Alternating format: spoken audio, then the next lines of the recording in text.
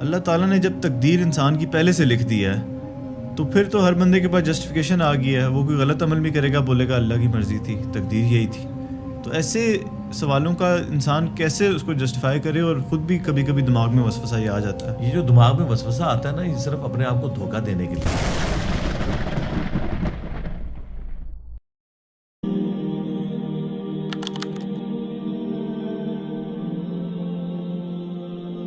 شریعت میں اس کی کوئی گنجائش نہیں کہ آپ اس طرح کا معاملہ کریں. انبیاء کا مقدمہ, کتابوں کا مقدمہ قائم ہی اس بات کے اوپر ہے کہ انسان کو اختیار دیا گیا ہے. ادروائز کتابوں اور پیغمبروں کی کوئی ضرورت ہی نہیں تھی. اگر اللہ تعالیٰ نے سافٹ ویئر اوپر سے فیڈ کیا اور آپ اسی کے مطابق چلیں گے, وہ والی مخلوق تو ہے اللہ کے پاس, فرشتے. انسان کو اللہ نے اختیار دیا ہے. انا ہدیناہ السبیل, بے شک ہم نے تمہیں راستہ دکھا دیا ہے ہدایت کا. اما شاکرا و اما کفورا, چاہے شکر گزاری کی روش اختیار کرو خواہ ناشکری کی. یہ بالکل لوگ جھوٹ بولتے ہیں کہ جی تقدیر میں جو لکھا ہوا ہے ہم اس کے پابند ہو گئے. یہ کس آیت میں لکھا ہوا ہے؟ اللہ کی تقدیر اللہ کا علم ہے, اور اللہ کا علم اتنا کامل ہے کہ اس نے مستقبل فورس ہی کر لیا. جیسا کہ ایک نالائق سٹوڈنٹ کے بارے میں ایک ٹیچر کہتا ہے کہ تو نے فیل ہو جانا ہے. اب وہ فیل ہو جائے اپنے کرتوتوں کی وجہ سے, تو کیا وہ ٹیچر کو بلیم دے گا؟ ٹیچر نے تو ایکسپرٹ اوپینین دیا. اسی طریقے سے اللہ کا ایکسپرٹ اوپینین تو کامل ہے کہ اگر یہ والی حرکت یہ کرے گا تو اس کا اینڈ رزلٹ یہی نکلے گا. اب یہ سوال ایک الگ ہے کہ اگر یہی کچھ ہونا تھا تو ہم نے اس مصیبت میں جو زندگی گزار رہے ہیں, اللہ نے ہم سے پوچھے بغیر ہمیں کیوں ڈال دیا اس معاملے میں؟ اس کے بارے میں قرآن میں واضح فتویٰ ہے, لا یسأل عما یفعل وہم یسألون. اللہ کو کوئی نہیں پوچھ سکتا اس نے یہ کیوں کیا, وہ سب کو پوچھ سکتا ہے. اس کو یوں سمجھیں, آپ کو کسی نے دھکا دے دیا سمندر میں, سمندر کے کنارے ایک شخص کھڑا ہے اور وہ آپ کو کہہ رہا ہے کہ بھائی میری طرف متوجہ ہو, میرے پاس ایک ایسا طریقہ ہے کہ تم کنارے لگ جاؤ گے, یوں ہاتھ مارو تم کنارے تک پہنچ جاؤ گے. اور بھائی صاحب اتنے اکڑے میں وہ کہہ رہے ہیں کہ نہیں, مجھے پہلے بتاؤ مجھے دھکا کس نے دیا میری مرضی کے بغیر. اور وہ شخص کہہ رہا ہے کہ یار چھوڑو جس نے بھی دھکا دیا, اس وقت اپنی جان بچاؤ, کنارے پہ آگے دیکھ لیں گے کس نے دھکا دیا, اسے پوچھ لیں گے. اور آگے وہ ضد پہ اڑا رہے, نہیں میں نے نہیں ہاتھ پاؤں مارنے, تو نقصان کس کا کرے گا؟ اپنا, ڈوب جائے گا. تو انسان بھی یہی ہے, کنارے پہ وقت کا پیغمبر کھڑے ہو کے ندا دے رہا ہے کہ یوں کرو بچ جاؤ گے, لیکن انسان کیا کہہ رہا ہے, جی اللہ نے کیوں ایسے کر دیا میرے ساتھ, مجھے تو پوچھا ہی نہیں ہے, مجھے کیوں بنا دیا. تو ڈوب جا, پھر آگے بھی وہ وہی کرے گا جو وہ چاہے گا, جہنم میں تجھے پھینک دے گا, تو بچ جا. تو وہ سوال اللہ نے بیان کر دیا, لا یسأل عما یفعل وہم یسألون. اللہ کو کوئی نہیں پوچھ سکتا. یار کریٹر کی مرضی, کیا ایک موبائل بنانے والے سے پوچھ سکتا ہے کہ تو نے میرے اندر یہ فیچر کیوں رکھا, یہ کیوں نہیں رکھا؟ وہ تو محتاج ہے, ہم بھی محتاج ہیں اس کے. ہم نے گیون سرکمسٹانسز کے اندر پرفارم کرنا ہے. یقیناً اللہ کے پاس اس کی کوئی جسٹیفیکیشن ہے, جنت میں جا کے پوچھ لیں گے. اب یہ تقدیر کے معاملے کی طرف آئیں تو یہاں پہ بھی اللہ کا علم ہے. مجھے بتائیں, کیا کسی کو یہ پتا چل گیا دنیا میں کہ میں جنتی ہوں یا جہنمی؟ تو پھر وہ کیوں کنکلوڈ کر بیٹھا ہے پیسمسٹک اپروچ کے ساتھ, میں تو ہے ہی جہنمی ہے لہٰذا مجھے نیک عمل کرنے کی ضرورت نہیں ہے. آج تک کسی نے یہ کنکلوڈ نہیں کیا اس حوالے سے کہ جی میں جنتی ہوں تو میں جنتی والے کام کرنے شروع کر دوں. الٹی طرف بھاگتے ہیں اپنے آپ کو دھوکہ دینے کے لیے. ایسا بھاگتے ہیں کہ کہتے ہیں جی بخاری مسلم حدیث ہے, ایک بدکار عورت تھی, اس نے ایک کتے کو موزے میں پانی پلا دیا, اللہ نے اسے بخش دیا. جی بالکل, پھر تو نیک عمل کرنے کی ضرورت نہیں ہے, اللہ تعالیٰ چھوٹی سی نیکی پہ بخش بھی سکتا ہے. ہم کہیں گے رکو ذرا, صبر کرو. بخاری مسلم میں لکھا ہے ایک نیک عورت تھی, اس نے ایک بلی کو قید کر دیا, بھوکی پیاسی مر گئی, وہ جہنم میں. تو آپ بتاؤ اللہ چھوٹی بات میں پکڑ بھی سکتا ہے؟ وہی ڈاکٹر پہ آپ جواب دیں گے, اگلی وہ منطق کھڑے کریں گے اس لیے تو ہم نیکیاں نہیں کرتے, ہو سکتا ہے چھوٹی سی بات پہ پکڑے ہی جائیں, تو بس اللہ پہ ہی چھوڑ دیں نا. بخاری مسلم حدیث ہے, سیدنا علی کہتے ہیں کہ میں نے رسول اللہ سے پوچھا کہ اگر جنتیوں کا جنت میں جانا اور جہنمیوں کا جہنم میں جانا لکھ دیا گیا ہے تو ہم نیک اعمال کیوں کرتے ہیں؟ سیم کوسچن بخاری مسلم میں مولا علی نے رسول اللہ سے پوچھا, تو نبی علیہ السلام نے پتا کیا جواب دیا؟ بالکل ہٹ کے ایک جواب دیا. آپ نے فرمایا تم عمل کرتے رہو, جو جنتی ہوگا اس کے لیے جنتیوں والے اعمال آسان ہو جائیں گے, اور جو جہنمی ہوگا اس کے لیے جہنمیوں والے اعمال آسان ہو جائیں گے. پھر نبی علیہ السلام نے قرآن کی آیات تلاوت کی, سورۃ اللیل جو ہے نا, پارہ نمبر 30 کے اندر بڑی ڈسائسیو آیات ہیں. اس موقع پہ نبی علیہ السلام نے ان آیات کو تلاوت کیا. اعوذ باللہ من الشیطان الرجیم.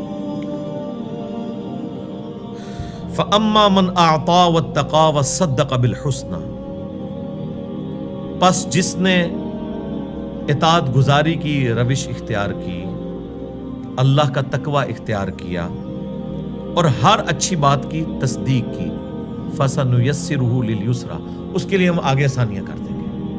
یعنی کرنا اس نے ہی ہے پھر بھی. وَأَمَّا مَنْ بَخِلَ، اور جس نے بخل کیا، کنجوسی کی، وہاں پہ آیا تھا استغنا والی کیفیت، یعنی اللہ کی اطاعت اختیار کرنا، اللہ کے لیے خرچ کرنا.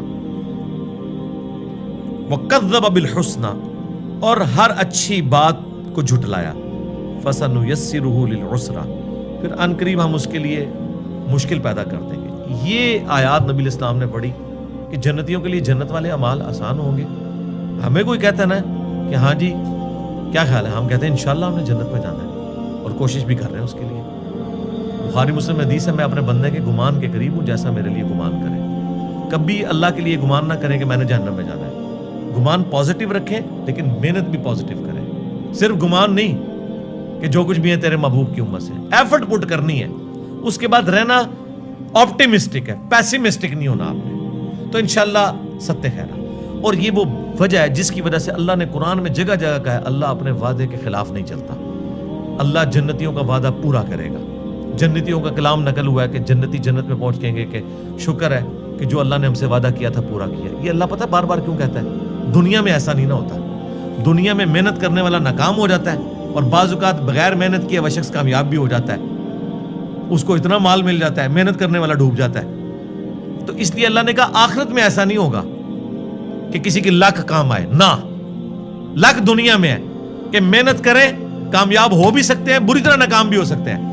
آخرت میں اللہ نے بار بار اس لیے یقین دہانی کہی کہ آخرت میں یہ نہیں ہوگا کہ ایک بندے نے پوری محنت کی اور آخرت میں جا کے اس کی لاکھ یہ نکلی کہ نماز پڑھنے والا جو ہے وہ جہنم میں چلا گیا اور جو اللہ کا باغی تھا وہ جنت میں چلا گیا. نہ، آخرت کے لیے لاکھ نہیں ہے. اس لیے اللہ نے کہا میں اپنے وعدے کی خلاف ورزی نہیں کرتا، میں نے جو وعدے کیے ہیں پورے کروں گا. یہ یقین دلایا کیونکہ انسان کو وسوسہ آ سکتا تھا کہ دنیا میں تو ایسا نہیں ہوتا. دنیا میں محنت کرنے والا بعض اوقات کامیاب ہوتا ہے، بعض اوقات ناکام. آخرت میں 100% ناکام ہوگا جو دنیا میں پیغمبروں کا نافرمان ہے اور 100% کامیاب ہوگا جو دنیا میں انبیاء کا تابع فرمان ہے. اور مسئلہ تقدیر کو حل کرنے والی ایک آیت میں کوٹ کر دوں، جو کوئی بھی پوچھے نا اس حوالے سے، سورہ الزمر کی آیت ہے، پورا مسئلہ حل کر دیتی ہے. سورت نمبر ہے 39 اور اس کی آیت نمبر ہے 7، بالکل سٹارٹ میں. میں کہتا ہوں تقدیر کا مسئلہ ہی ہے. ان تکفروا فإن اللہ غنی عنکم، اگر تم ناشکری کی روش اختیار کرو گے، اللہ کے نافرمان بنو گے، کفر اختیار کرو گے، تو یاد رکھنا اللہ بے پرواہ ہے. کسی کو یہ ٹینشن نہ ہو کہ کوئی نماز نہیں پڑھ رہا تو کوئی اللہ تعالیٰ کو کوئی فرق پڑ گیا. نہیں، میں بے پرواہ ہوں. اچھا، اب بے پرواہی کا کوئی یہ بھی رزلٹ نکال سکتا تھا کہ اللہ جب بے پرواہ ہے تو مجھے نمازیں پڑھنے کی کیا ضرورت ہے، اللہ کو تو فرق نہیں پڑتا. وہ اللہ نے ساتھ پھر کلیئر کیا وَلَا يَرْضَى لِعِبَادِهِ الْكُفْرِ، لیکن یاد رکھنا وہ اپنے بندوں سے کفر کو، ناشکری کو، نافرمانی کو پسند نہیں کرتا. بے پرواہ ضرور ہے لیکن اوپن لائسنس نہیں کہ بے پرواہی کا رزلٹ یہ نکلے کہ ٹھیک ہے منو کے چاہے یہ گناہ کرے یا ثواب کرے.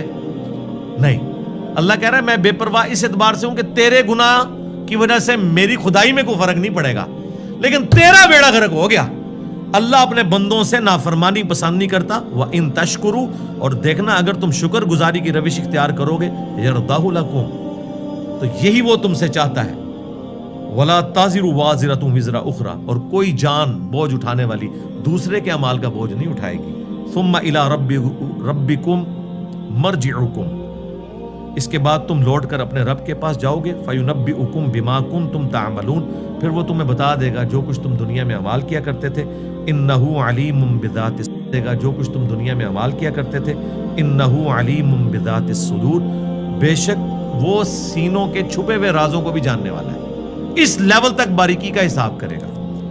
اور ایک اور آیت ہے اس کانٹیکسٹ میں سورہ طٰہٰ کے اندر، وہ بہت کرٹیکل آیت ہے. سورہ طٰہٰ کے اینڈ پہ جا کے وہ آیات آتی ہیں اللہ تبارک و تعالیٰ نے اس حوالے سے مسئلہ تقدیر کو کلیئر کر دیا ہے. وہ بھی میں یہاں پہ کور کر دیتا ہوں. سورہ مریم اور طه کے بالکل اینڈ پہ جا کے آئے. یہ اکثر لوگ جو آپ کو کہہ رہے ہوتے ہیں بدبخت بدبخت، یہ دیکھیں اللہ تعالیٰ فرماتا ہے جب ہم نے آدم علیہ السلام کو اور ان کی اولاد کو زمین پہ بھیج دیا، ظاہر ہے انہی سے اولاد پیدا ہونی تھی. اللہ نے فرمایا قَالَ اهْبِطَا مِنْهَا، ہم نے دونوں سے کہا، سیدہ حوا اور سیدنا آدم سے، منہا جمیعا کہ تم سب کے سب اب اتر جاؤ، بعضکم لبعض عدو، تم میں سے بعض کے دشمن ہوں گے. یعنی شیطان کا دشمن انسان، اور انسان کو بھی دشمنی روانی ہے اور آپس میں بھی انسان لڑیں گے. اب یاد رکھنا فَإِمَّا يَأْتِيَنَّكُم مِّنِّي هُدًى، اب جب کبھی بھی میری طرف سے کوئی ہدایت کی کتاب آئے گی نا دنیا میں، فَمَنِ اتَّبَعَ هُدَايَ، تو جو کوئی بھی اس ہدایت کی پیروی کر لے گا، فَلَا يَضِلُّ وَلَا يَشْقَى، تو نہ وہ گمراہ ہوگا اور نہ ہی بدبخت ہوگا.